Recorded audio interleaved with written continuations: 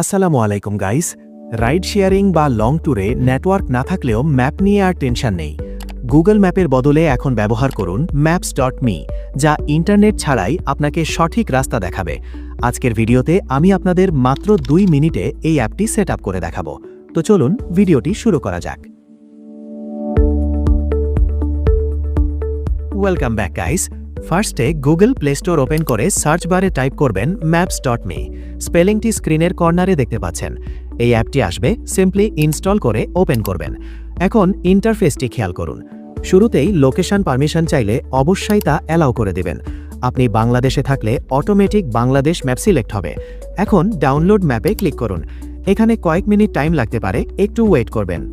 দেখুন আমার map download complete. এবার চলুন ম্যাজিকটা দেখি। আমি ফোনের ওয়াইফাই ডিসকানেক্ট করে দিচ্ছি। খেয়াল করুন আমার ফোনে কোনো ইন্টারনেট নেই, তাও কিন্তু ম্যাপ কাজ করছে। আপনাদের দেখানোর জন্য আমি জুম করে ঈশ্বরদী লোকেশনটি সিলেক্ট করছি। বর্তমানে আমি চর শাহাপুর আছি। ঈশ্বরদীতে ক্লিক করার পরে আমরা নিচে স্টার্ট বাটনে ট্যাপ করলাম। এখন আমি সাইকেল সিলেক্ট করে দিচ্ছি।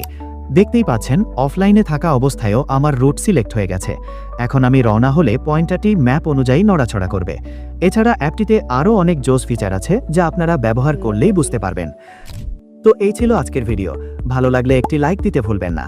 আর এরকম ইন্টারেস্টিং সব টিউটোরিয়াল পেতে চ্যানেলটি এখনই সাবস্ক্রাইব করে রাখুন। আল্লাহ হাফেজ। দেখা হবে পরবর্তী কোনো ভিডিওতে। ততক্ষণ স্ক্রিনে আসা এই ভিডিওগুলো দেখতে পারেন।